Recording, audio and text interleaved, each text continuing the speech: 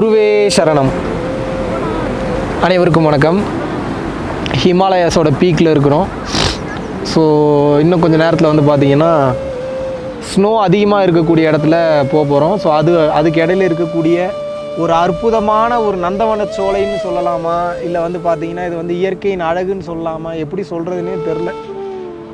எப்படி வந்து இறைவன் வந்து இப்படி ஒரு படைப்பை வந்து படைச்சிருக்கான் அப்படின்னு பார்க்கும்போது, பூமியிலேயே இன்னும் பார்க்க வேண்டியது இவ்வளோ இருக்குது இந்தியாவுக்குள்ளேயே அப்படின்னா, இன்னும் மற்ற நாடுகள், மற்ற கண்டங்கள், மற்ற கோள்கள், மற்ற உயிரினங்கள், இந்த மாதிரியான இடங்களுக்கு போகும்போது இன்னும் எவ்வளவு அற்புதமான விஷயங்கள் இருக்குன்றது தெரில. அழகு இப்படி விருந்து பறந்து போய்கிட்டே இருக்கு. ஆனால் மனிதனோட அறிவு குறுகி சுருங்கிட்டு போயிட்டே இருக்குது. எப்படி சொல்கிறதுன்னா, ஒரு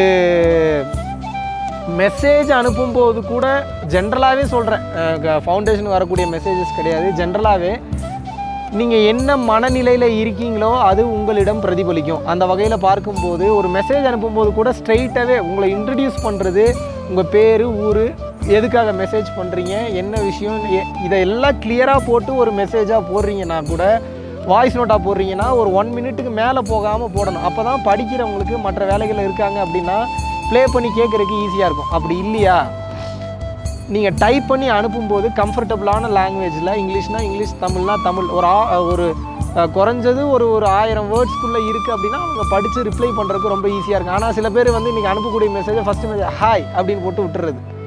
ஹாய் அப்படின்னு போட்டு விட்டால் அவங்க என்ன, நம்ம கேர்ள் ஃப்ரெண்டா இல்லை பாய் ஃப்ரெண்டா, இல்லை எதுக்கு அணுகுறாங்க, எதுக்கு பேசுகிறாங்க, என்ன எது தெரியும். இது எப்படின்னா, பஸ்ஸுக்குள்ளே ஏறிட்டு கண்டக்டர்கிட்ட எங்கே போகணும் அப்படின்னு டிக்கெட்டு கேட்டால் எங்கே கண்டுபிடி பார்க்கலாம் அப்படின்னு சொல்கிற மாதிரி தான் இருக்குது. அப்போ என்னென்னா, ஒருவரை அணுகும் போதே நம்ம என்ன தேவைக்காக அணுகிறோம், எதற்காக அணுகிறோம், எப்படி பார்த்துக்கணும் அப்படின்றது ஒன்று இருக்குது. ரெண்டாவது மெயினான விஷயம் என்னென்னா, வளர்ந்து நீங்கள் சென்று கொண்டே இருக்கும்போது தடைகள் உங்களை தேடி வரும், சூழ்ந்து வரும். இப்போது எக்ஸாம்பிள்ஸ்க்கு வந்து பார்த்திங்கன்னா, இப்போ ஒரு சில கமெண்ட்ஸ்லாம் வந்து பார்த்திங்கன்னா, உங்களை நாங்கள் இப்படி நினச்சோம், உங்களை நாங்கள் அப்படி நினச்சோம், நீங்கள் என்ன இந்த பாதையில் போகிறீங்க, அந்த பாதையில் போகிறீங்க. பாருங்கள், சிம்பிளாக ஒரே வார்த்தையில் முடிச்சிடுறேன். ஆன்மீக பாதையை கொண்டு போய் சேர்க்கணுன்றது என்னுடைய விருப்பம் இல்லை, முன்னோர்களோட விருப்பம், சித்தாதி சித்தர்களோட விருப்பம். அதை எடுத்து வழி நடத்தும் போது அதர்மத்தின் பாதையில் 100% நான் பரம்பொருள் ஃபவுண்டேஷன் போகிறதுக்கு வாய்ப்பே இல்லை.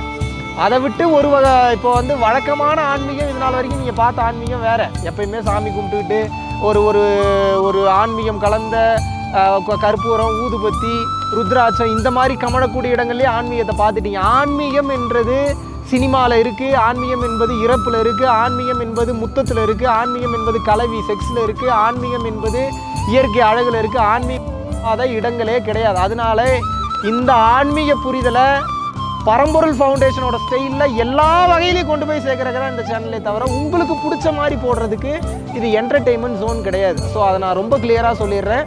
மக்களுக்கு இந்த ஞானத்தை எந்த வகையிலலாம் கொண்டு போய் போதிக்கணும்னு நாங்கள் முடிவு பண்ணியிருக்கோமோ அந்த வகையிலெல்லாம் கொண்டு வந்து போதிப்போம்.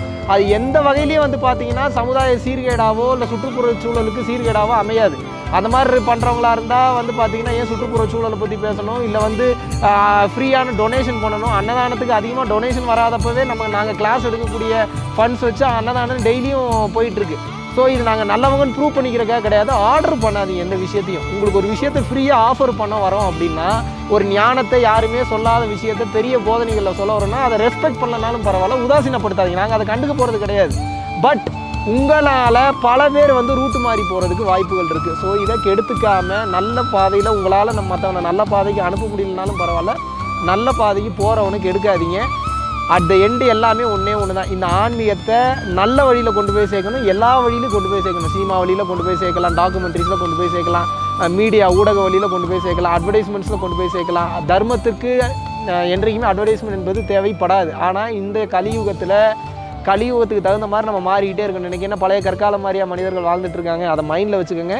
மீண்டும் ஒரு அற்புதமான சூழலில் உங்கள் அனைவரையும் வந்து சந்திக்கிறேன். நன்றி. நான் ஒரு சாதாரண டெய்லரோட பையன் தான்.